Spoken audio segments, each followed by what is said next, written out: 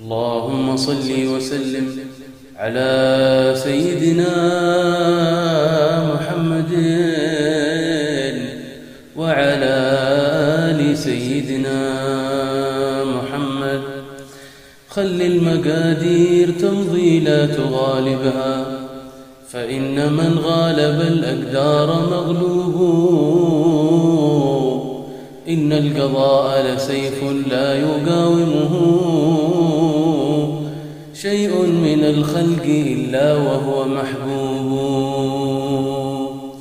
وامشي رويدا مع الأقدار في مهل، فإن من يكره الأقدار متعوب. سلم وفوض لحكم الله محتسبا، فإنما الأمر مقضي ومكتوب. والله يقضي بما شاء وكيف يشاء، والعبد عبد ومخلوق ومربوب. ولم يزل ربه الرحمن يكلأه، باللطف والحفظ محفوف ومصحوب. حسن ظنونك بالرب الكريم، ولا تسيء ظنا فتبقى عنه محجوب. واعمل لنفسك أعمالا تسر بها، فكل ما يفعل الإنسان محسوب. إن كان خيرا فخير سوف يحصده، أو كان شرا فتنكيل وتعذيب. يا ويل من ضيع الأعمار في زلل، وكل من كسبه الآثام والحوب. واطلب علوما مع إقبال مع عمل، فأنت بالعلم والأعمال مطلوب. واحذر زمانك هذا إنه زمن، به المناكير شاعت والمعايب. فكن وحيدا فريدا خاملا حذرا، فإن فيه الأقاويل الأكاذيب. والظلم فاش بلا لوم ولا نكر، وللمساكين تخويف وترهيب. فكن لبيتك حلسا لا تفارقه، إلا لشيء له في الشرع تصويب. واذكر إلهك ذكرا دائما أبدا، فالذكر بالذكر مقرون ومصحوب.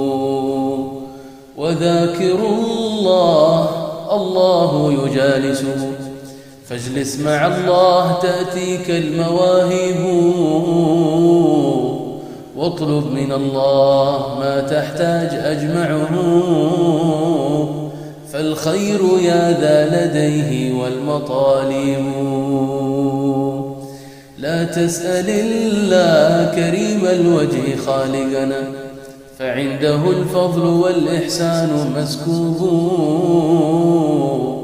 واعكف على بابه في كل ما نفس، فإن نسيانه يا صاحبي حوب. وكن أخي بحبل الله معتصما، فكل حبل سواه فهو مقطوب.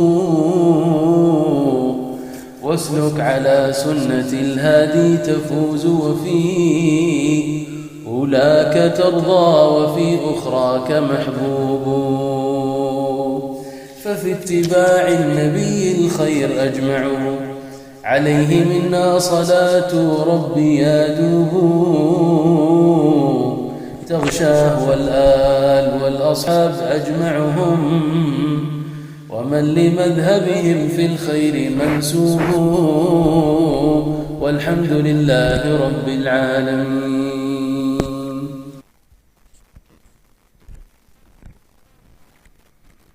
تسليم.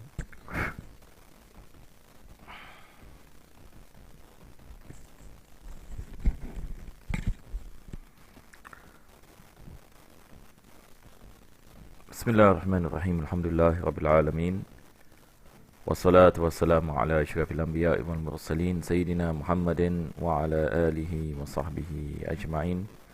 Alhamdulillah, we begin by praising Allah subhanahu wa ta'ala for this opportunity for us to continue with our lesson in Nur AL-Idah, and we pray that Allah subhanahu wa ta'ala bless us with tawfiq and hidayah and bless us and give guidance. And we are on the way into coming into this blessed month of Ramadan. May Allah subhanahu wa ta'ala make this Ramadan any better than last year's Ramadan. And we pray that Allah bless us with istiqamah in amal, and bless us with Laylatul Qadr, and may Allah forgive any of our sins zahiran wa batinan. Ameen ya Rabbal Alameen. So in the book of Nur AL-Idah, we have come into the chapter pertaining to al-masu ala al-khufain. This is where the author speaks about wiping on the khuf. So before that, we spoke about tayammum. We have completed on the chapter of tayammum. So al-masu ala al-khufain is basically with regards to ablution. When we are performing any ablution, there is a concession that is given by Allah subhanahu wa ta'ala, where we can wipe on our khuf instead of washing of our feet. But there are conditions that will be mentioned. So here the author mentioned Babu al-Mashi ala al-Khufain. This is a chapter pertaining to wiping on the foot gear, al-Khuf. So the first thing he said, hukmuhu. He said number one, when it comes to the rulings, is sah al-masu ala al-Khufaini wa fil hadath al-asghar, meaning it is valid for us to wipe on our khuf if it pertains to hadath al-asghar. Hadath al-asghar, basically when a person does not have ablution. It does not apply to hadath al-akbar, because hadath al-akbar with regards to a person who has not bathed the obligatory bath. So when it comes to obligatory bath, there is no such thing as wearing the khuf, because it is wajib that we remove the khuf and wash our feet when it comes to janaba. But when it comes to hadath al-asghar, meaning when a person does not have any ablution, then only this wiping on the khuf applies. So this is the first thing the author speaks about, to differentiate between al-hadath al-asghar and hadath al-akbar. Number two, lirijali wa nisa'i, this wiping on the khuf applies to both men and women. Number three, he said walau kana min shay'in sakhinin ghayr al-jildi. So now he's going to speak about the characteristic of the khuf. And this is the thing that we have to pay attention to, because not all forms of footwear is permissible for us to wipe. There are conditions. Number one, he said it is not necessarily to be leather. Al-jild here meaning leather.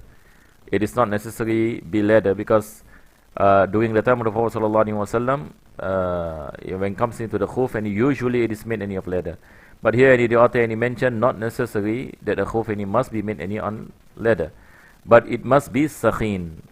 Sakhin in a way that if you were to wet your hands and you put it on the khuf, the wetness will not reach your feet. So we say this material is sakhin.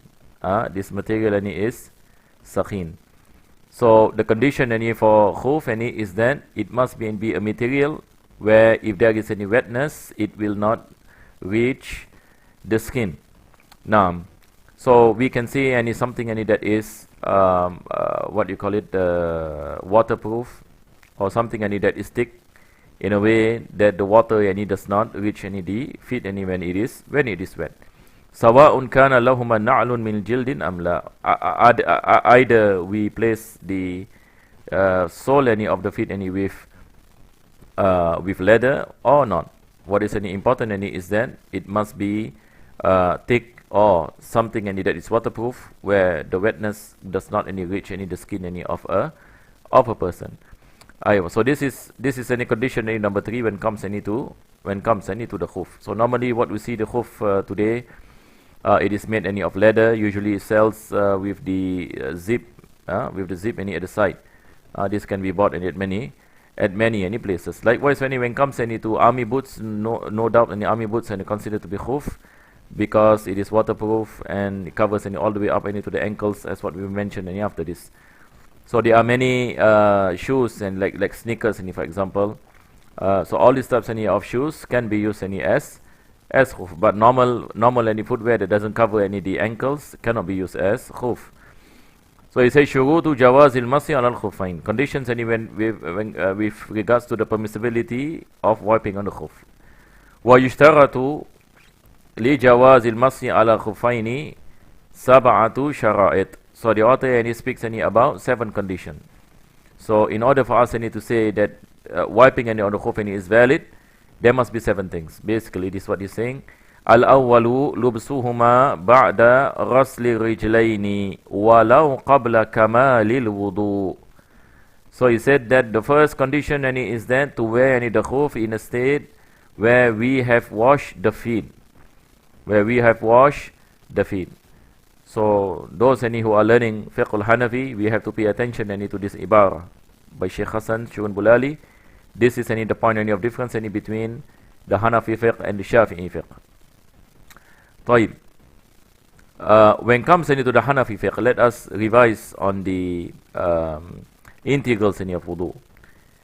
With regard to sequence, in the Hanafi madhab, sequence is not compulsory. Sequence is not compulsory. What is the meaning sequence is not compulsory? Meaning, if you take any ablution and you begin by washing your feet, and then you wipe your head, and then you wash your hands and face. So you go from the back.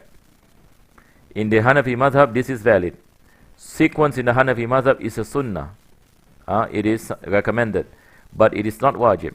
But in the madhab al-Imam Shafi'i, it is wajib. Wudu will not be valid if there is no sequence. So here the author is speaking about if a person takes any ablution before wearing the khuf and he has not completed ablution, he just begin by washing the feet. Is it permissible for him to wear the khuf? Yes, it is permissible to him to wear the khuf.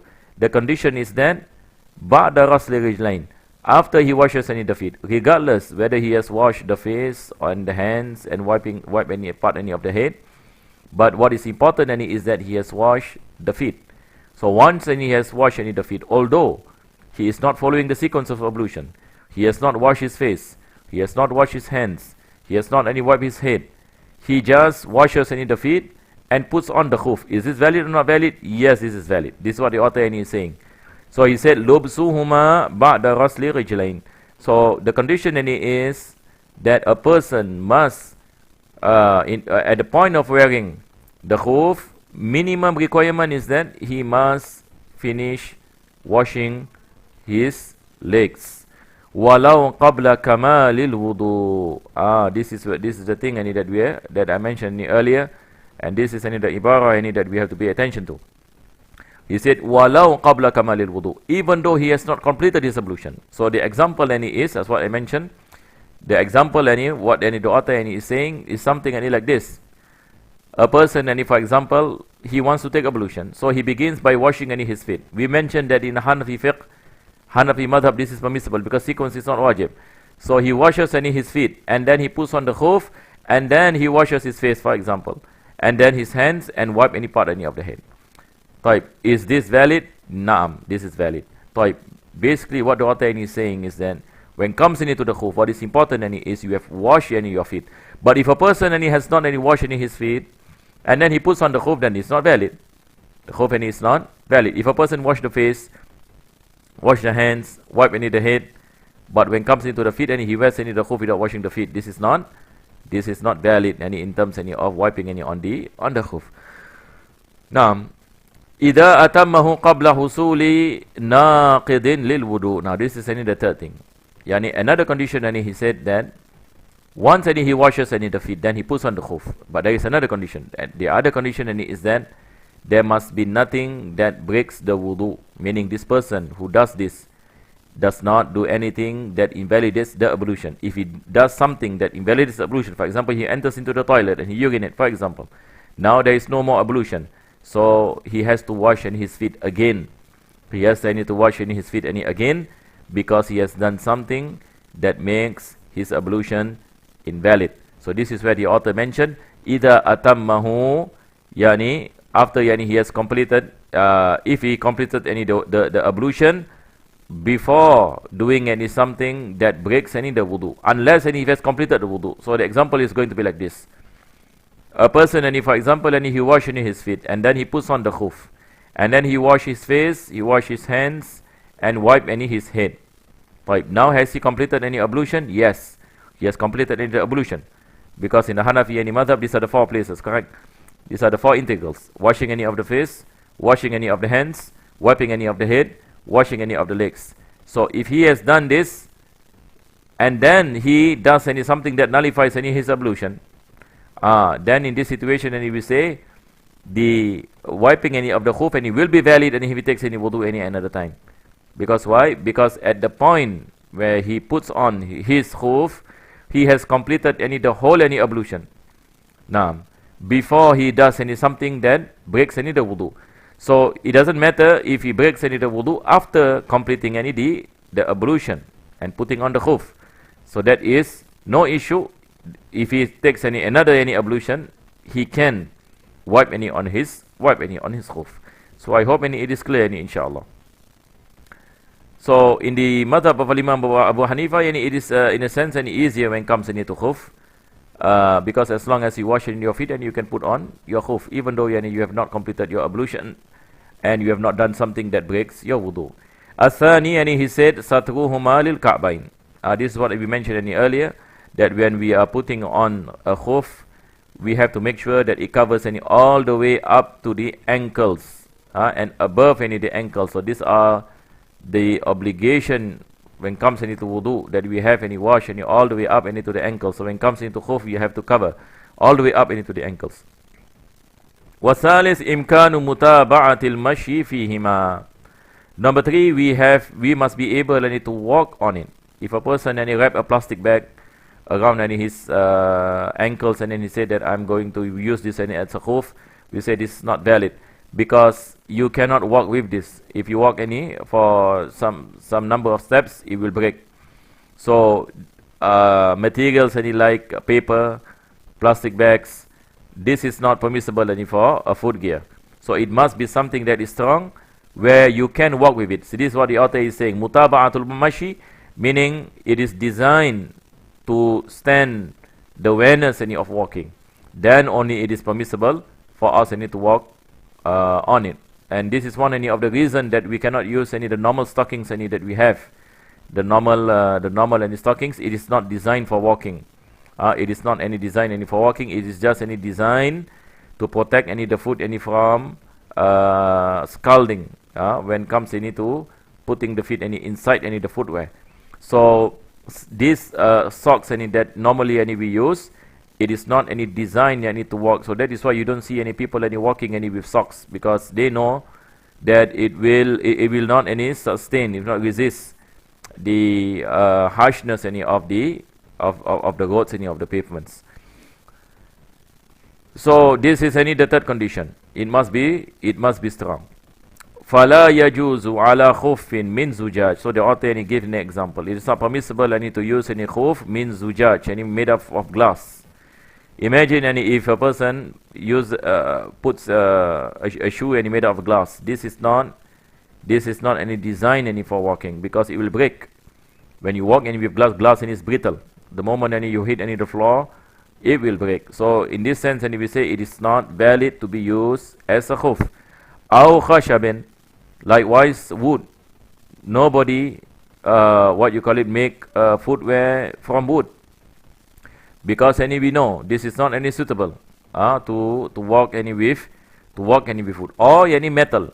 Likewise, it is not permissible for us to use any khuf that is made solely from metal, because this is not something that is design for walking. Warabi, number 4, he said khuluwu kullin minhuma an khurqin qadra thalasi asabi'a min asri asabi'al qadam. Condition number 4 is that there must be no tear. So the khuf that we are using, it must not be torn. But if it is torn and it's slightly, it is forgiven. But if it is more than 3, what you call it, toes, the author already mentioned min asri asabi al qadam. So when we look at our toes, the toes that is at the end is the smallest toe. So imagine you have 3, the area of 3 of these tiny toes.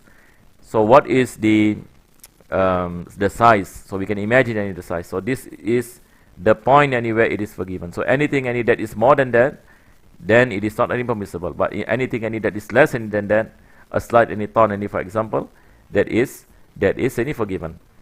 So this is the condition when comes to not being in the state of torn. Al-khamis istimsakuhuma ala rijlaini min ghairi shaddin. So the khuf that we are using, it must be something that is attached to our feet, even though we do not tie it. So if you lift your leg, it will not fall. So meaning it is attached to the feet. So this is any condition number 5. So even if we do not tie it, it is attached to our feet. This is one of the conditions. Asadis man'uhuma wusul al-ma'i ila al-jasad. Number 6, it has to be waterproof in a sense that water does not reach the skin. So it is not permissible for example to use certain types of materials that are not waterproof, that in a way that wetness can reach the skin. As-sabi', number 7, an yabqa min muqaddamil qadami qadru 3 asabi' min asghari asabi'il yadi. So now any condition number 7, that the feet must be there. This is a situation where the author is trying to say that if a person for example the whole feet was cut off, then it is not permissible to wipe on the khuf. It is not permissible to wipe on the khuf if a person does not have any feet. If a person does not have any feet.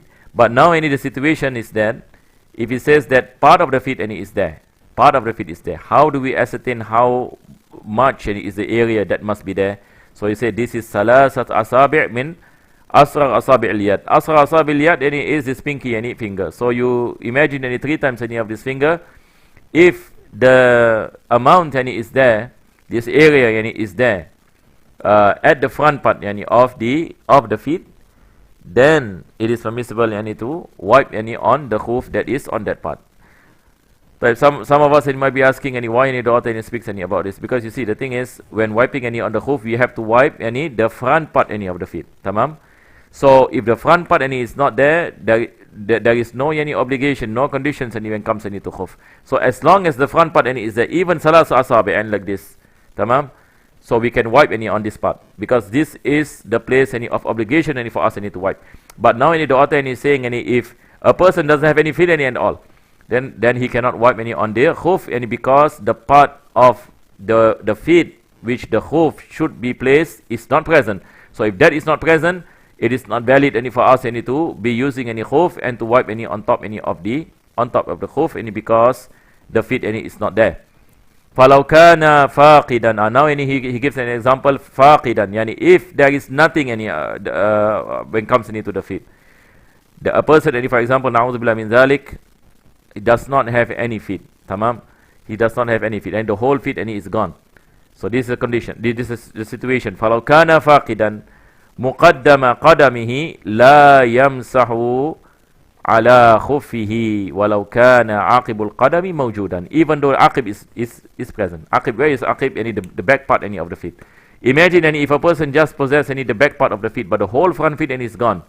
Can he wipe at the back part of the feet? No, because the obligation of wiping the khuf is the front part, not the back part.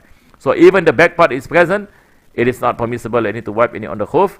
In this situation, it is not valid for that person to be using khuf in a way that he wipes on the khuf, because the feet is not there anymore. Wallahu alam bis-sawab. Inshallah, in our next lesson we speak about muddatul mashi alayhima. This is pertaining to the duration how long we can wipe on the khuf, which we will look at it inshallah in our next lesson.